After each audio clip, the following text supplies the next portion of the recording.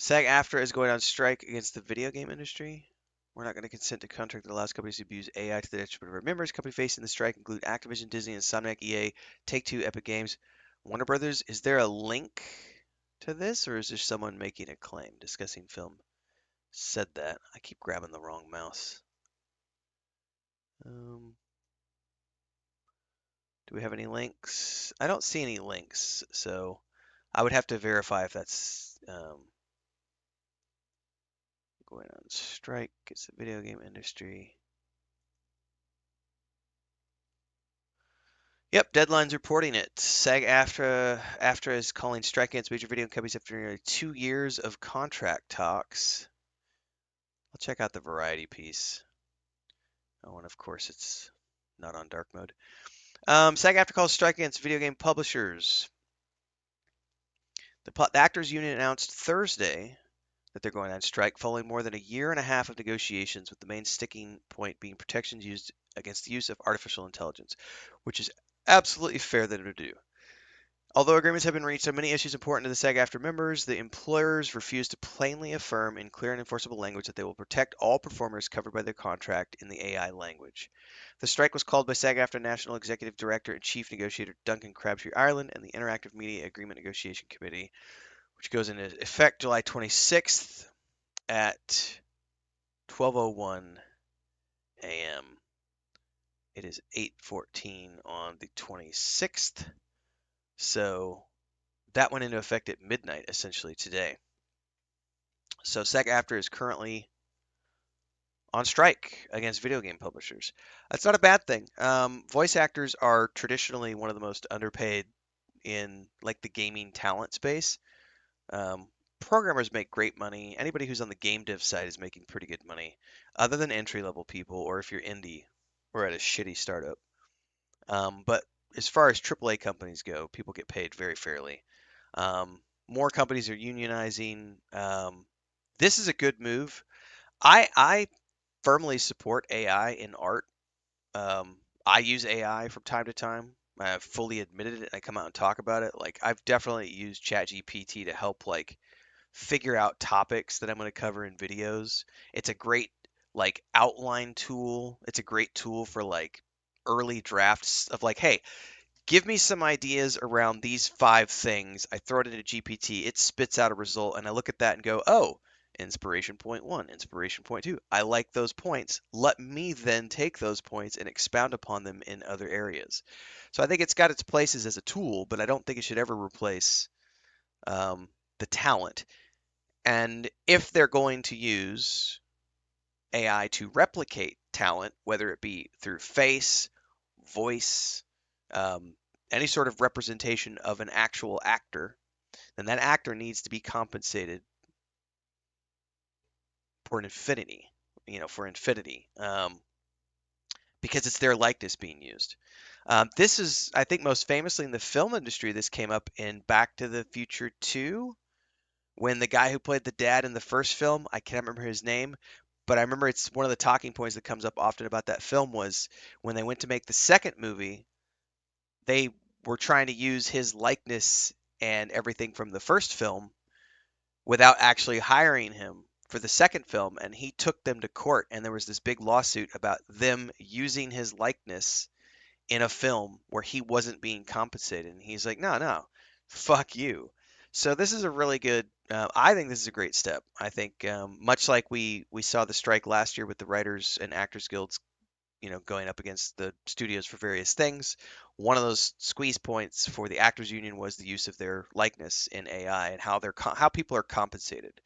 I believe it was said that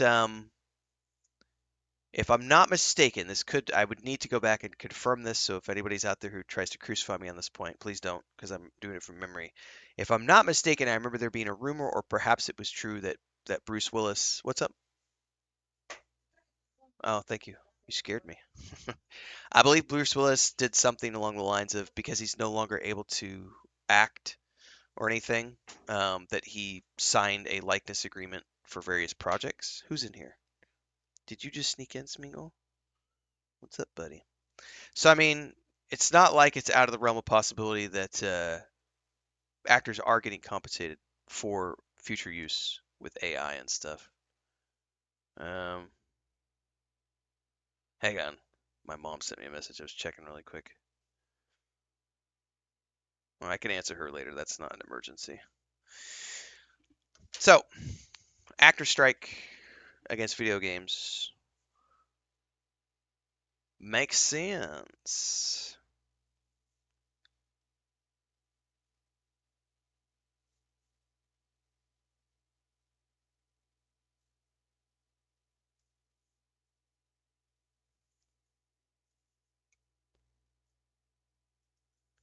What else we got?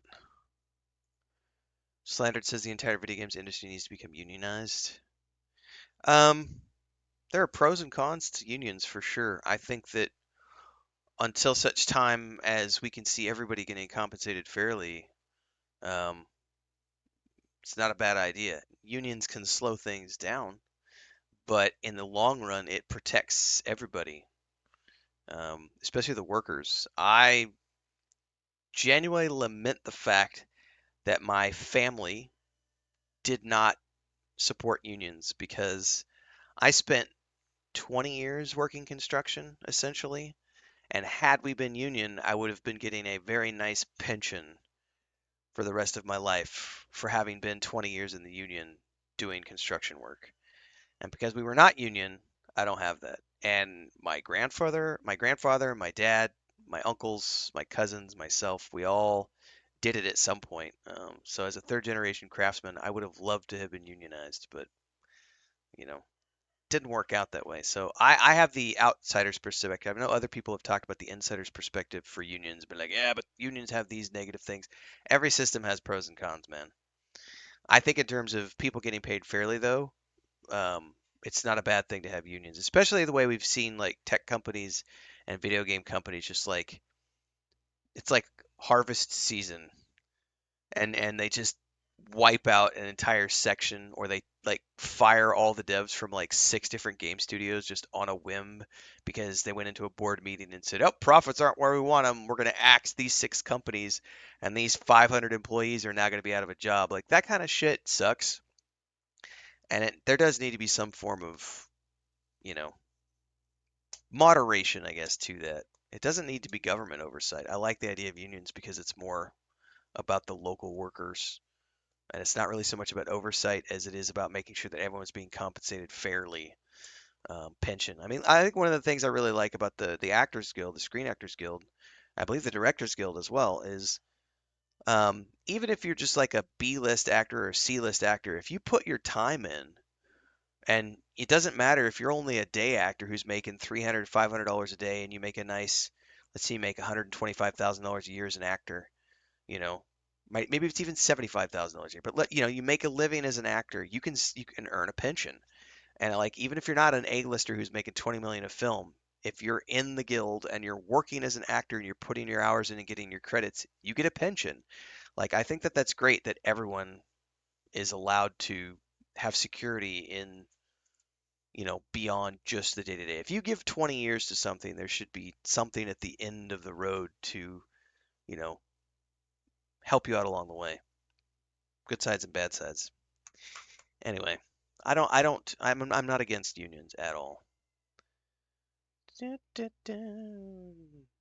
Indiana Jones and the Great Circle. I'm gonna be playing the shit out of that game when it goes live. Sean Austin says, our union SAG-AFTRA represents many performers. Outrageously, video game contract Interactive does not have last year's AI protections. See?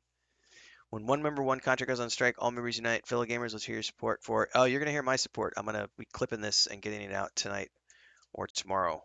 I've got some appointments this afternoon, but hopefully I can get that out by this evening.